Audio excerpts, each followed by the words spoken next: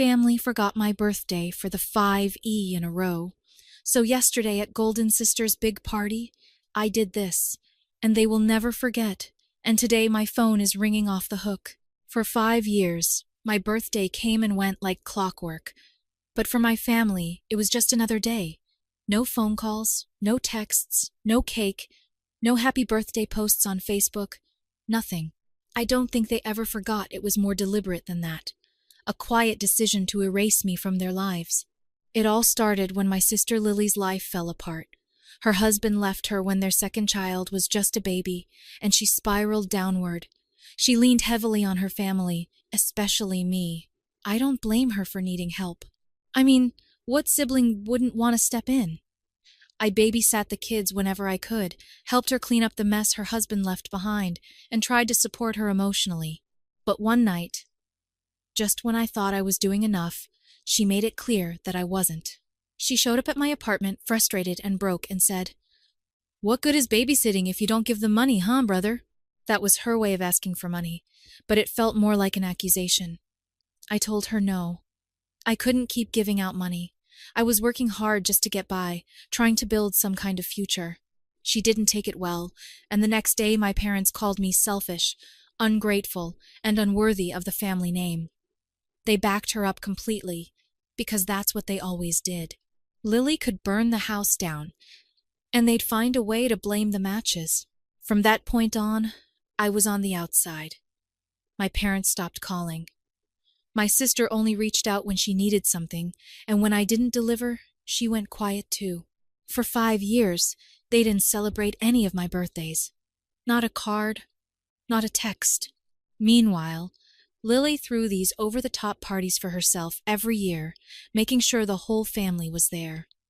The last one I went to was 2 years ago. I should have known better than to show up, but a small part of me hoped it would be different this time.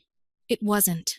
She'd invited her friends, people I barely knew, and they spent most of the night taking thinly veiled shots at me.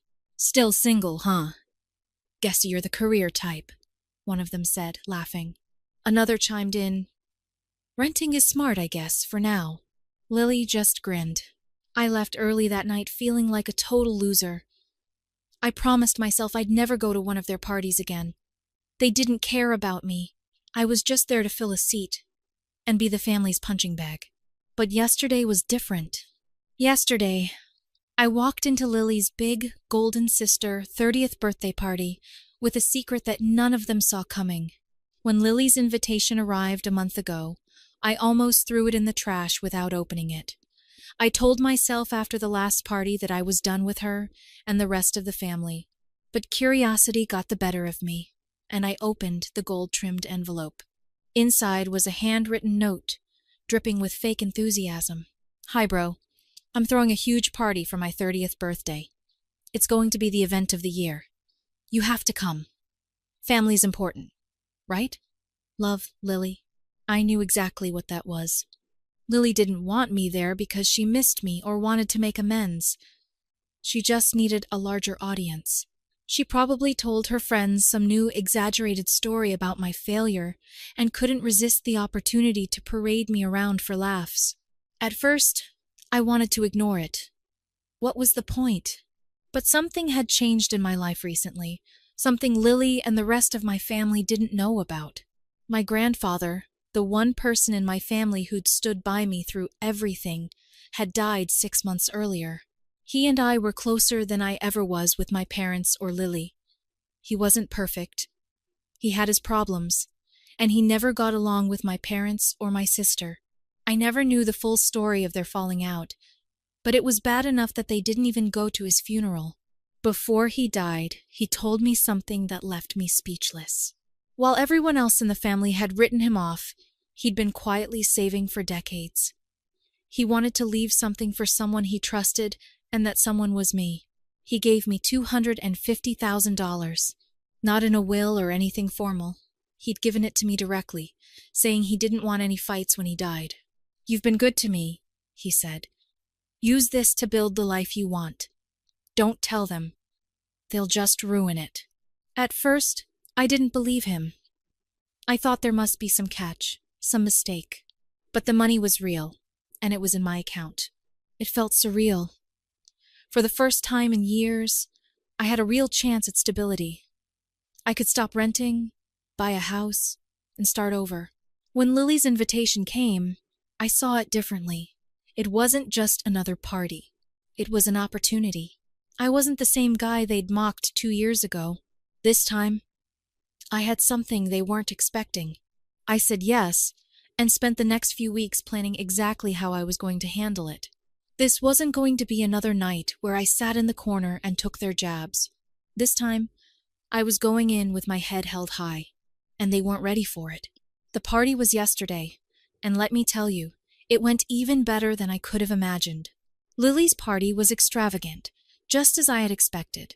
She'd rented a trendy downtown rooftop venue, complete with a live band, catered food, and gold decorations that screamed, "Look at me!" She was nothing if not consistent in her love of attention. When I walked in, heads turned. It wasn't because I looked particularly sharp, although I had made an effort. No, it was because I was there. I hadn't been to a family event in 2 years, and my presence clearly took them by surprise. Lily, standing near the bar with a glass of champagne, did a double take when she saw me. "Well, well. Look who decided to show up," she said loudly, attracting the attention of everyone nearby. She gave me a tight fake smile. "Didn't think you'd make it, little brother. Finally come out of your little hole?" I smiled back, calm as ever. Wouldn't miss the big night. The room was buzzing with her friends, many of whom I recognized from past parties. My parents were there too, seated at a table like royalty, nodding at guests who stopped by to fawn over them. It was the usual dynamic. Lily playing the star, my parents basking in the reflected glory, and everyone else circling around them. But this time, I wasn't just another satellite. As the night wore on, I stayed quiet, biding my time. I chatted casually with some of Lily's friends, who were getting a little tipsy. One of them asked, "So, what have you been up to? Still working that office job?" I smiled. "Actually, I've made some big changes. Things are going really well." That got her attention. Lily overheard and came over, curious. "Big changes? What, did you finally get a new couch?" She laughed, and her friends joined in. I decided it was time. "Actually," I said, raising my voice just enough for the nearby tables to hear, "I just put an offer on a house." The laughter stopped. Lily blinked. "A house?" "Yeah," I said casually. "A nice one. It's got a big yard, lot of space, and no landlords to deal with. I'm moving out of the apartment next month." The look on her face was priceless. She hadn't expected this. "Wait, how can you afford a house?" she asked, her tone sharp. And that's when I dropped the bomb. Grandpa helped me. The room fell silent. My parents, who had been chatting with some guests, suddenly looked over. Lily stared at me, confused. "Grandpa? What do you mean?" I shrugged. "He left me some money before he died. He said he wanted me to have a fresh start, so I'm using it to buy a house." Well, here's where things got messy. Lily's face turned red. Wait. Grandpa gave you money? How much?" "Enough," I said. "That's not fair," she blurted out, loud enough for several people to turn and look. "He didn't leave us anything. Why would he give it to you?" Before I could answer, my mother stormed over. "What is this about money? Your grandfather never said a word about it." "He didn't want to," I said. "He told me he didn't trust you with it." That hit a nerve. My father chimed in, now his voice rising. "What did you say to him? Did you trick him into giving you money?" "No," I said firmly. "He gave it to me because he knew I'd put it to good use. He wanted me to have a chance at a better life, and frankly, after the way you all treated him, can you blame him?" This set off a firestorm. Lily started screaming about how unfair it was and demanded to know how much he'd given me. My mom was practically shaking, accusing me of keeping secrets. My dad looked like he was about to explode. But then Lily hit me with the real kicker. "If you buy a house, you can let us live with you," she said, like it was the most obvious solution in the world. "Me and the kids, we could move in and you could help us get back on our feet. That's what family does." I laughed. I couldn't help it. No, Lily. That's not going to happen. She looked stunned. What do you mean, no? You have all this money now and you're just going to let us struggle? Exactly, I said. Because that's all you've done for me these past few years. Struggle on your own. I'm finally doing well, and I'm not going to let you drag me down again. My father lost it. Get out, he yelled. If you're not going to help this family, you don't deserve to be here. I didn't argue. I grabbed my coat and left. But not before turning to Lily one last time. You're going to remember this birthday for a long time, aren't you? When I got home, my phone began to explode with calls and texts. They weren't apologies, of course. Just more screaming, more accusations, more guilt. I ignored every one of them. But here's the kicker. The night didn't end there. This morning, something completely unexpected happened. This morning, I woke up to the sound of my phone buzzing nonstop. Calls, texts, voicemails. It was relentless. I was expecting more guilt from my family, but when I glanced at the notifications, I saw something that stopped me in my tracks. Lily had posted about the party on social media. She wasn't being subtle either. Last night was supposed to be about celebrating my 30th birthday, but my selfish brother decided to ruin it by bragging about how he stole Grandpa's money and refused to help his family. Some people don't know the meaning of family. The comments came fast. Her friends, of course, chimed in with things like, "What a jerk," and "How could he do that to you?" But then something unexpected happened. A few people who knew my grandfather, people who'd been around the family for years, also started commenting. One of them wrote, "Didn't your grandfather cut you and your parents off for a reason? Maybe you should think about why he gave the money to your brother instead of one of you." Another chimed in, "Wasn't there a whole thing years ago about how you and your parents treated him? Maybe he didn't trust you with his money." I couldn't help but smile. Lily had opened a can of worms she clearly wasn't prepared to deal with. People started digging into old family drama, and I didn't have to say a word. Then came the first real twist of the day. Around noon, I received a phone call from an unknown number. I don't usually answer them, but curiosity got the better of me. "Hello, is this Mark? I'm an attorney representing someone you might know." That's how I found out that my grandfather had left me something else. A letter, sealed and delivered by his lawyer months after his death. The lawyer apologized for the delay and explained that there had been some legal hurdles, but now the letter was ready for me to pick up. I drove to the office, my heart pounding the whole way. What could he have left for me that I didn't already know about? When I got there, the lawyer handed me an envelope, old and slightly yellowed. I opened it carefully, and inside was a handwritten note from Grandpa. "Mark, if you're reading this, it means you've probably faced some challenges with the family after I gave you the money. I hope you held up because you earned every cent. But I wanted you to know something else, something that might make things a little easier for you to understand. Years ago, your parents and Lily did something that I could never forgive. They tried to have me declared mentally incompetent to take control of my finances. They wanted to put me in a home so they could access my savings. You were just a kid then, so I don't blame you for not knowing, but that's why I cut ties with them. You were always different, Mark. You visited me when no one else would. You listened to my stories, helped me with errands, and treated me like a person. That's why I trusted you. And now I trust you to use what I've given you wisely. Don't let them take anything else from you. With love, Grandpa." I sat there staring at the letter, stunned. It all made sense now. The tension between Grandpa and the rest of the family. The way they always acted like his money was rightfully theirs. And why he'd chosen me to carry on his legacy. When I got home, I saw that Lily's social media post had gone viral. Someone had posted a screenshot of the public court record showing the guardianship petition my parents and Lily had filed against Grandpa years ago. It was all out there now. And people weren't holding back in the comments. I thought that was the end of it. But then came the second twist. Around 5 p.m., there was a knock at my door. When I opened it, Lily was standing there looking furious. But she wasn't alone. She had my parents with her. "We need to talk," she said, pushing past me into the apartment. I almost laughed at the audacity, but I stepped aside, curious to hear what they had to say. What they hit me with next was something I didn't see coming. Grandpa's lawyer called us this afternoon, my father said, his tone tense. Apparently there's more money.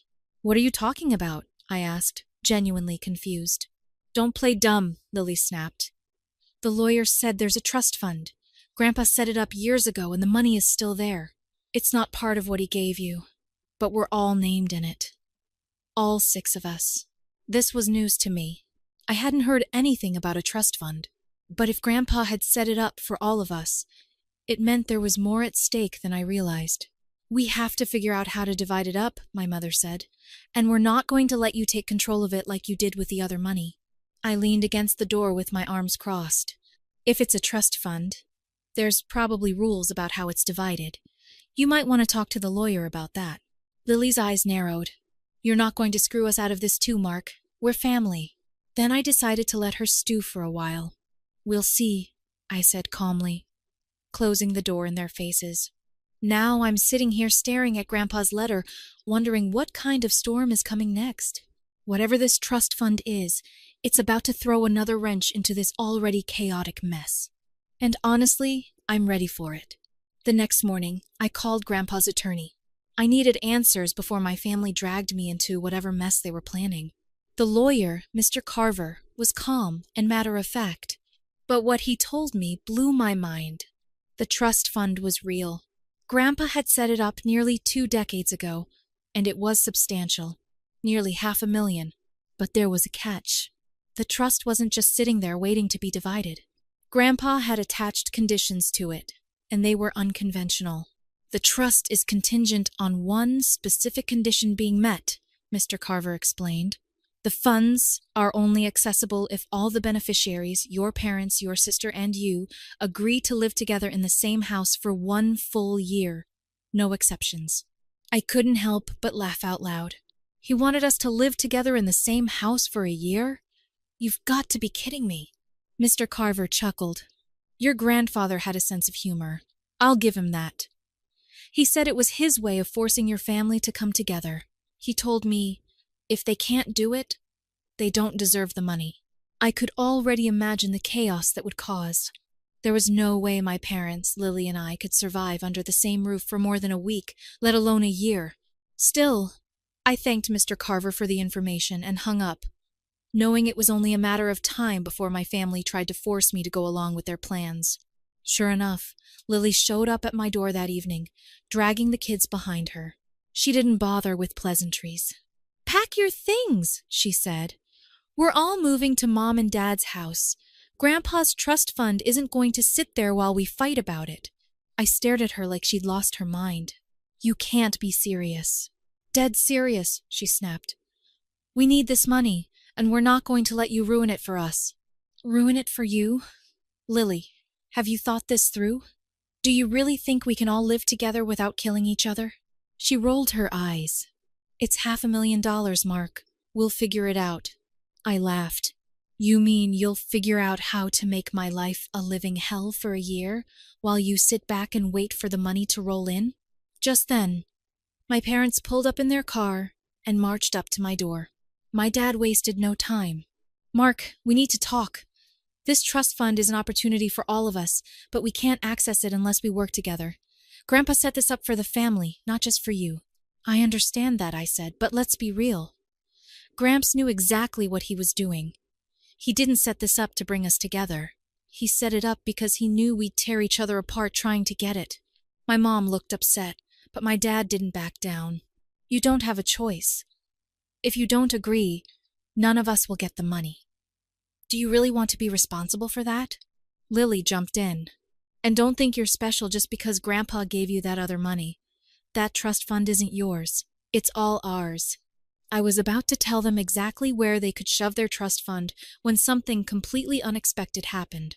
A car pulled up behind my parents, and out stepped a man I hadn't seen in over a decade. Uncle Mike? I blurted out, genuinely shocked. Mike was Grandpa's estranged son, my dad's older brother. He'd been out of the picture for as long as I could remember. According to family lore, He'd had a big fight with Grandpa over money and left town, never to be heard from again. "What are you doing here?" my father asked, his tone sharp. Mike ignored him and walked over to me, holding out his hand. "Mark, heard you're stirring up the family. Good for you." I shook his hand, still trying to process his sudden appearance. "How did you even know about that?" He grinned. "I have my ways. Besides, I figured the old man might have left something worth fighting over." Looks like I was right. Lily crossed her arms. "You're not even a part of this. The trust doesn't include you." "Maybe not," Mike said. "But I've got something that does." He pulled a folded piece of paper out of his pocket and handed it to me. It was another letter from Grandpa, addressed to both of us. "Why didn't the lawyer give this to me?" I asked, confused. "Because Grandpa left it with me," Mike said. "He told me to hold on to it until the family fought over the trust fund." Looks like that didn't take long.